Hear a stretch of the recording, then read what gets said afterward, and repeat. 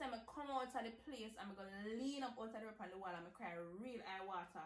And I said, Jano, and this me I feel go through? Or this me really I feel go through? Every single day, I'm gonna make something great. That's my way. Every single. Hi guys, welcome back to my channel. It's your girl Jem. If you are new here, welcome to the family. I am so happy to have you. If you are a regular subscriber, thank you so much for always tuning in. Your presence here is greatly appreciated. In this video, I will be sharing with you an experience that I consider to be among the most life-changing experiences of my life, and that is going to be my work and travel experience. Alright, I also have some pineapples with me, my absolute favorite fruit, and it's just to kind of help me to stay calm and not get emotional, because you know, if you know me, I cry. But we cry. I'm not gonna cry. I'm not gonna cry. I'm not gonna cry at all. I mean, just thinking about it is making me emotional. Like honestly, just thinking about it is making me so emotional. Before I get into the details of the story, I just want to say this one thing. You see people's glory, you see somebody's glory, but you may never know the story. And even if you know some parts of the story, you'll never fully understand what that person went through to get where they are at. It may look glorious and it may look nice and bright and shiny, but oftentimes the road that leads to that destination is often one that is filled with potholes, roadblocks, splinters, just a whole lot of things that could have prevented you from getting there. But you know, you have people who remain steadfast, they kept their eyes on the prize, and they just make their way around those potholes, step over the barriers, all that thing to get to the destination. So essentially, you may see the glory, but you don't know the story. And in instances where you know the story, you may not understand the intricacies of the plot. Anyway, let's go.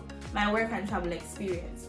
So in my first year of university, of course, one of the most talked about things in university is the work and travel program. And this is something that I had my mind on from high school. I knew it was something I wanted to do, so I was sort of positioning myself for it, talking to my family about it and all of that stuff. So I came to university and you know, I signed up and I went on program. Yeah, I'm now in America at the house that we're supposed to be staying, and I'm ready to go to work the next day.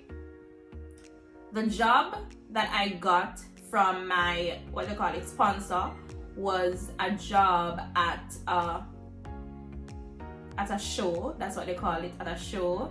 And the show was at a place called Dixie Stampede. So Dixie Stampede was where you have people on horses, and they were entertaining the crowd, doing tricks with the horses, tricks with some little animals, you know, fun stuff, good vibe. It was a dinner show, so while the people were being entertained, they were also being served dinner. My job at that place, Dixie Stampede, was that of a photographer. So I was a photographer. I was taking pictures of the people who come to see the show, and you know, just ensuring that their first impression was a good one. So just making them feel welcome, offering to take their pictures, you know, set up the family nicely, give them a nice little pose, create a little vibe so that you have babies laughing, just a whole lot of stuff. I liked that job.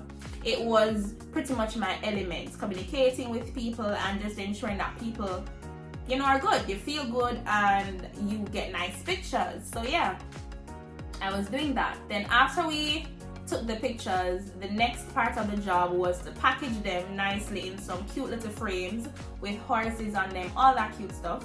I will insert a picture to show you what that looked like, all that cute stuff. And then we will go to the show now where they were watching the animals and the people performing with animals, and sell them the pictures. Anyway, I love that job. That was my primary job. And according to my sponsor, or just how the work and travel thing works in general, you have to stay with your primary job. You cannot leave that job. If you have any issues with the job, you have to communicate that with your sponsor. I love the job, as I said before. I didn't have any issue per se with the job, but I was told from high school that if you want to be successful on the work and travel program, you cannot do one job. You have to do multiple jobs. So after about a week or so into my primary job, kind of getting the feel of things, I started looking for a second job.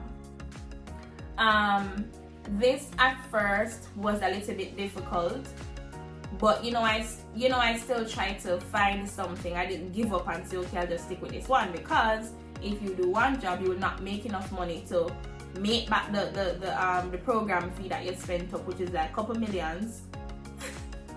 A joke, not a couple millions, couple $1,000. Probably, I think I spent about maybe 300,000 or somewhere thereabout.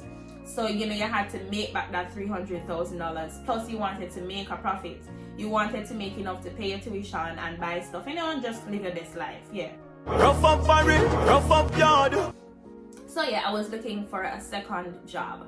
Long story short, I finally got a second job, and my second job was at McDonald's. That was my second job, McDonald's. I went there today, and I signed up the papers today, and I was supposed to report to work the day after that.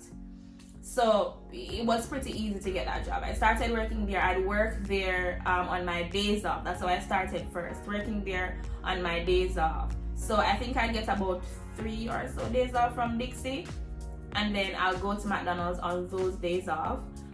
And then the summer got busy, so down in June, July thereabout, I started working on the night shift at McDonald's because it got busy, and I would get more hours if I do the night shift. So I'd go to Dixie in the day.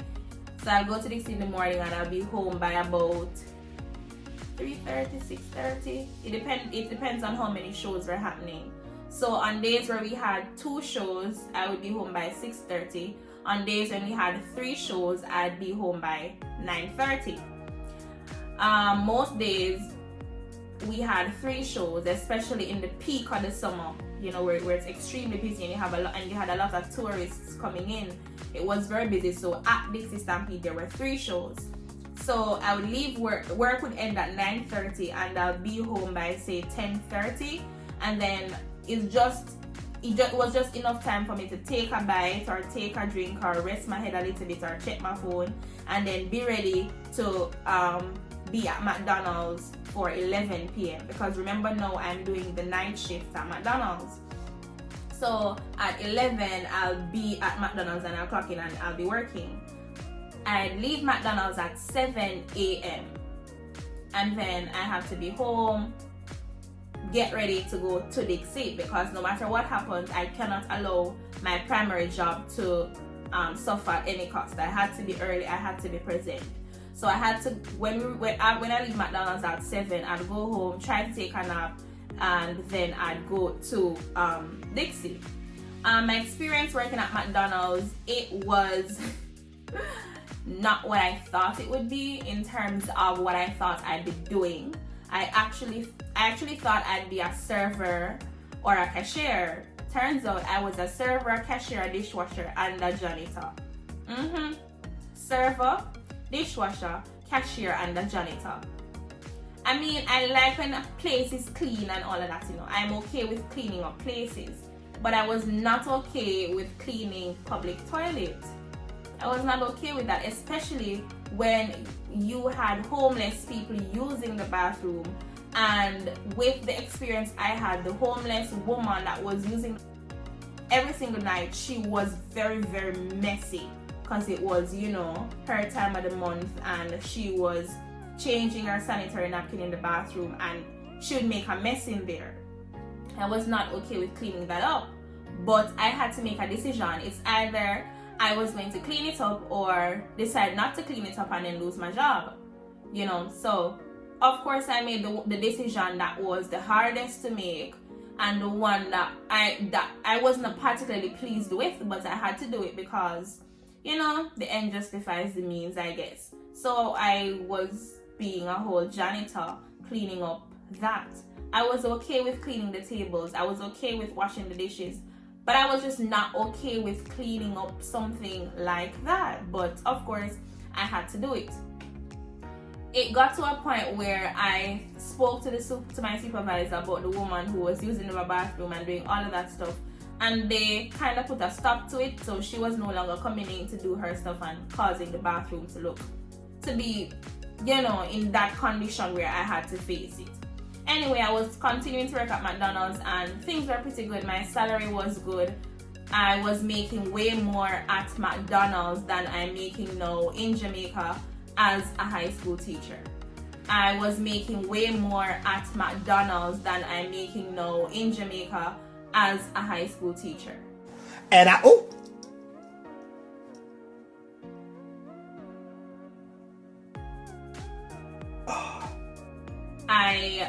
was working there until the manager started to behave a kind of way. I think she was just having problems, you know.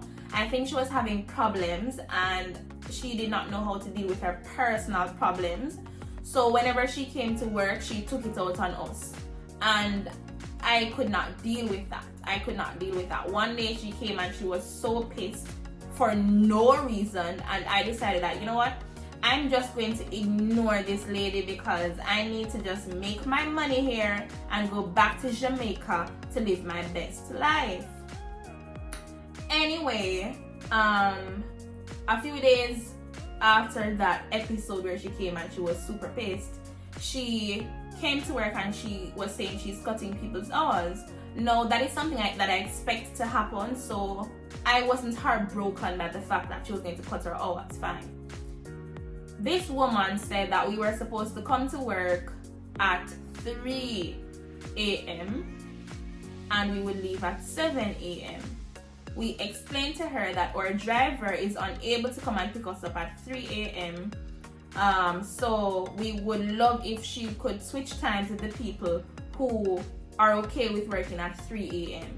She said no, the schedule is going to stay the way she writes it up or whatever. I'm like, okay, fine, do your thing. But I'm out. Peace. I'm out. Just like that, I left. And of course, that was a decision I believe I made out of just being annoyed and, you know, just being frustrated by the whole thing, by her attitude and just the whole thing. And then I went home and I was only doing one job at this point. I was looking all over for a second job, couldn't find any. And so I was just stuck with my first job. Remember, I needed 2 jobs in order to do what? Make that moolah. Anywho, I became so desperate searching for a second job. I walked one day from the house we were staying at to where you had some restaurant, well, a restaurant and a hotel. I went to the restaurant, I filled out the application, and I was hopeful based on the conversation I was having with the manager. I was hopeful. I'm like, yeah, I'm gonna get this job, and it's closer to home. I can just walk, you know, save some extra money. I can just walk to work and stuff, you know. So I was hopeful and looking forward to that job. That never happened. Them never called me. Them never called me and said, me not go wait for them people here. So I remember that there was a hotel across from that restaurant. So I went over to the hotel and I again filled out an application.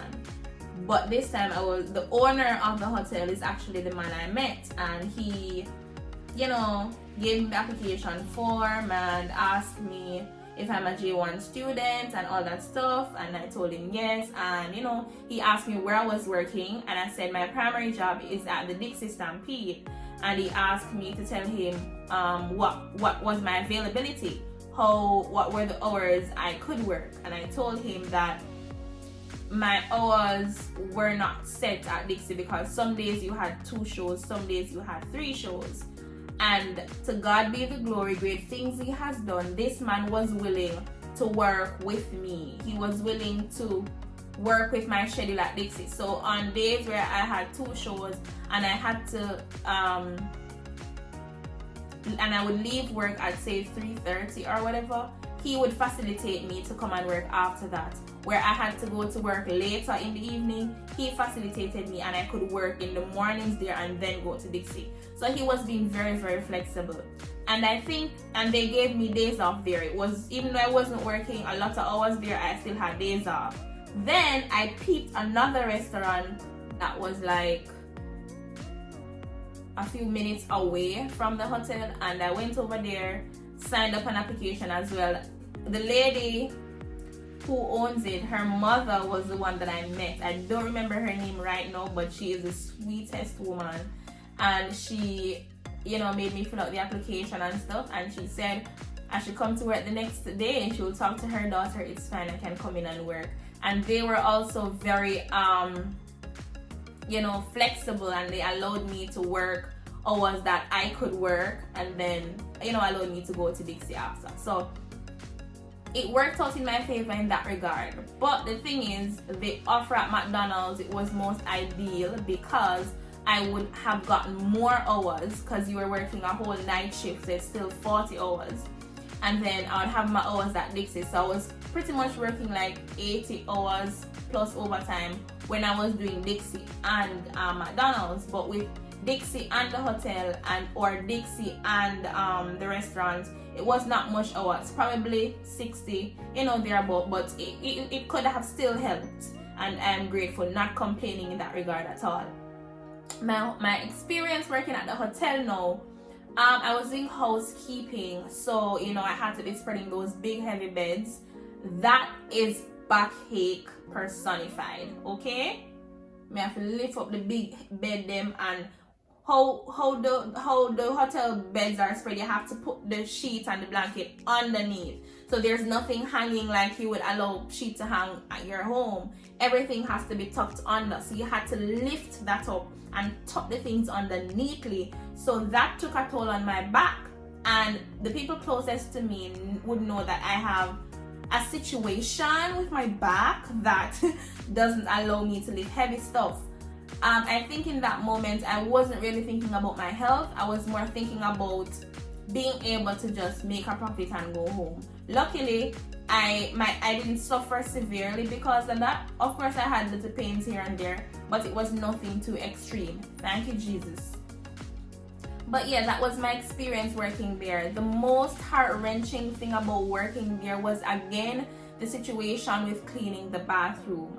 I mean, I think sometimes the guests, they probably allow their children to go to the bathroom alone, like their babies to go to the bathroom alone. So they literally make messes all over the place. It was literally a shitty situation that I had to clean up. I remember this one particular day I went there to clean the room because it was a checkout. So if it's a checkout, it was a lot more work to do. You had to clean everything from scratch and make it spick and spanky for the next guest.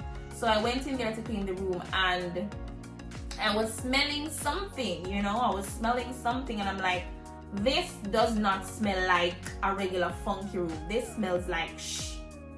Anyway, I decided to still go as I had no other decision. It was either clean the place or leave the work, and at this point I done left McDonald's work because I never did think straight, and I just thought I couldn't deal with somebody's bullshit.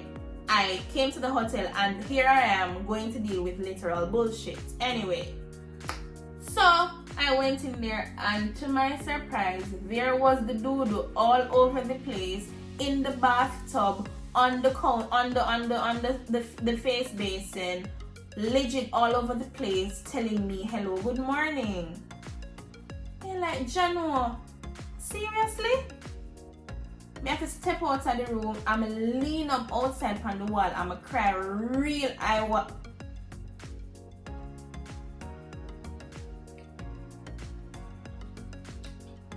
not gonna cry. So I'm not gonna cry.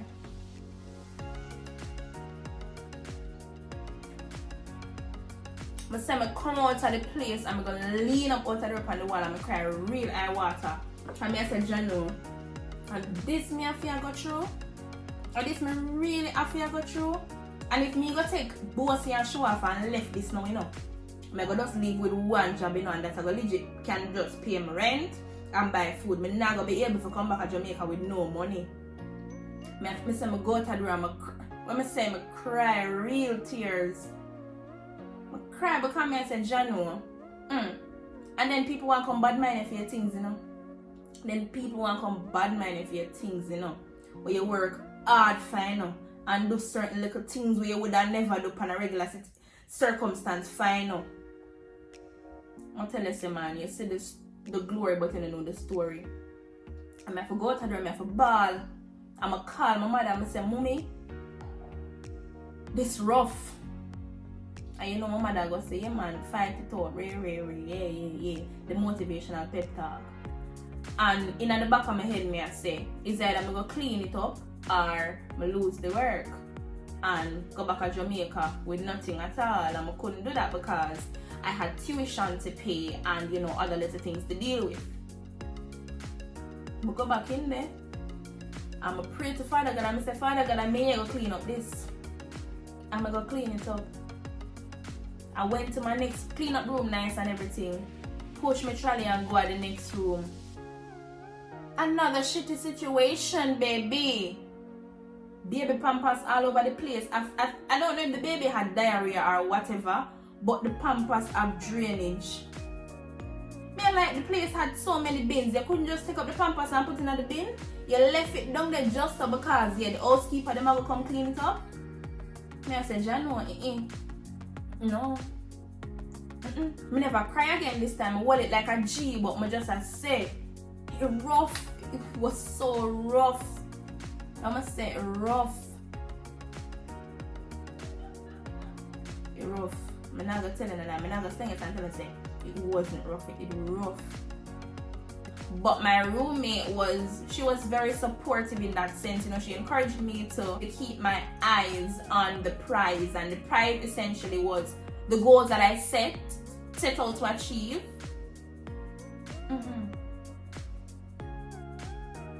Yeah. If you are not prepared to do the unexpected, if you are not prepared to do the things that you did not prepare for, then the work and travel program is not for you. If you are not prepared to control yourself, if you're not prepared to control your emotions, then the work and travel program is not for you. And when I talk about controlling your emotions, I mean learning to walk away from situations, learning to, and by situations, I mean people. Yeah, people.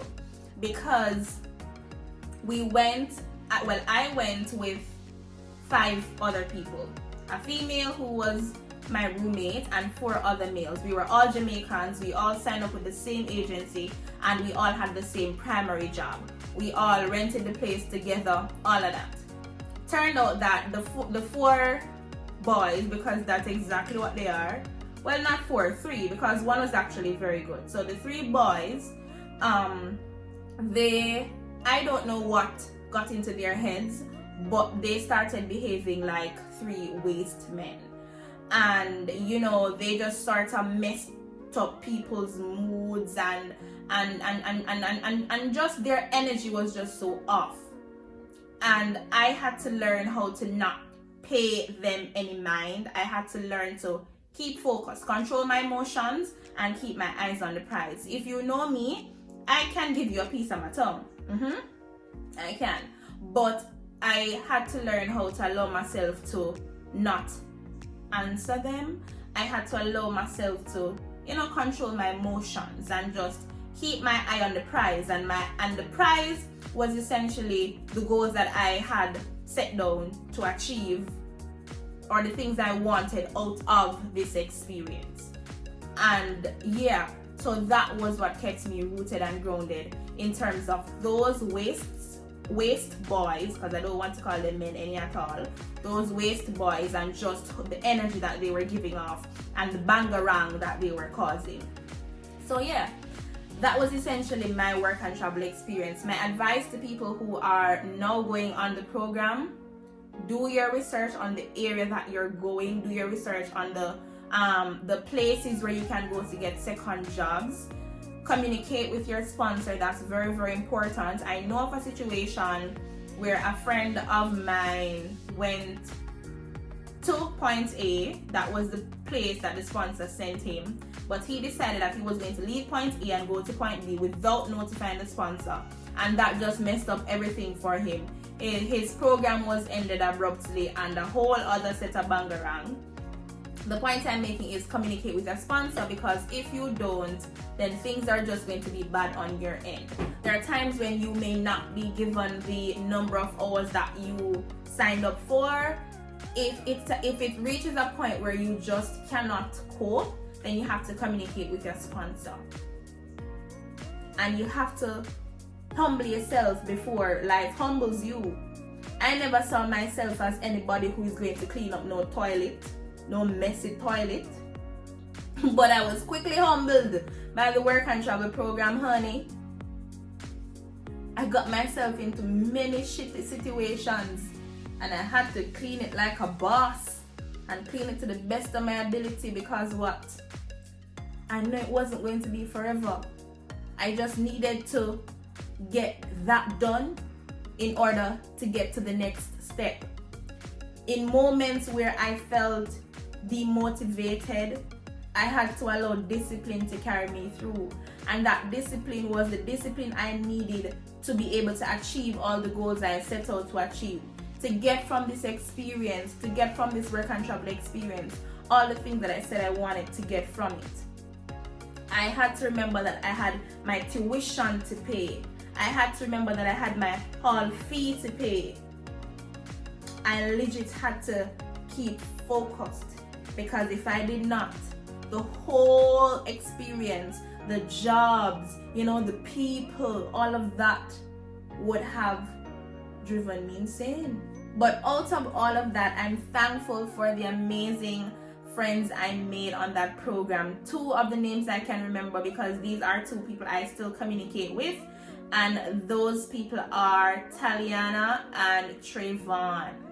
I also still talk to my drivers, the two ladies who used to carry me to work. I still communicate with them, so I'm grateful for that. I'm also grateful for the opportunity to experience a new culture, not just food and lifestyle, but just people in general and how they do things and how they think about things. Those were the high points for me. The people, how they dealt with certain things. I remember this one time I was trying to explain to Trayvon the difference between wine and TikTok.